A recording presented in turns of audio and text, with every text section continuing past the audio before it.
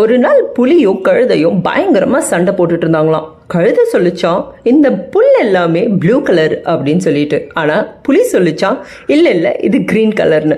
ரெண்டு பேருமே கருத்தை மாத்தி மாத்தி சொல்லிட்டு இருந்திருக்காங்க. ஆனா அது ஒரு தீர்வுக்கே வரலையா. உடனே பஞ்சாயத்து சிங்கராஜா கிட்ட போயிருக்கு. சிங்கராஜா சொன்னாராம், கழுதை சொன்ன மாதிரி புல் எல்லாம் ப்ளூ கலர் தான் அப்படின்னு சொன்னாராம். உடனே கழுதைக்கு பயங்கர சந்தோஷம். கழுது சொல்லிச்சான், சிங்கராஜா இவனுக்கு எதனா பனிஷ்மெண்ட்டும் கொடுங்க அப்படின்னு சொல்லிட்டு. உடனே புலியை பார்த்து சிங்கம் சொல்லிச்சான், உனக்கு 5 வருஷம் சைலன்ஸ் தண்டனை தரேன், அதாவது நீ பேசவே கூடாது அப்படின்னு சொல்லிடுச்சான். சந்தோஷத்துல கழுது அங்கிருந்து கிளம்பிடுச்சான்.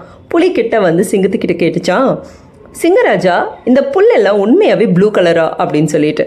உடனே சிங்கம் சொல்லிச்சா, இல்லை கிரீன் கலர் தான் அப்படின்ட்டு. அப்புறம் ஏன் எனக்கு வந்துட்டு தண்டனையும் கொடுத்து தீர்ப்பையும் மாற்றி சொன்னீங்க அப்படின்னு சொல்லிட்டு கேட்டுச்சான். உடனே சிங்கம் சொன்னாரா, உன்னோட திறமை தெரியாமல் நீ ஒரு முட்டாள் கழுதுகிட்ட போய் போட்டி போட்டுட்டு இருந்திருக்க, அதுக்காக தான் உனக்கு இந்த தண்டனையை தவிர புல்லு கிரீன் கலரா ப்ளூ கலரான்றதுக்கான தண்டனை கிடையாது அப்படின்னு சொல்லிச்சான். உடனே புலிக்கு ரொம்ப கஷ்டமாயிடுச்சான்.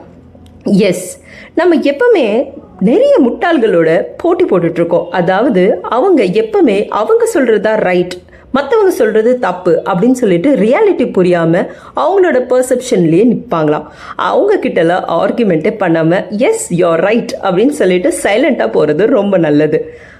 இந்த கதை உங்களுக்கு பிடிச்சிருந்தா லைக் பண்ணுங்கள், சப்ஸ்கிரைப் பண்ணுங்கள். இது உங்கள் அஜய் சாண்டி. Thank you, bye bye.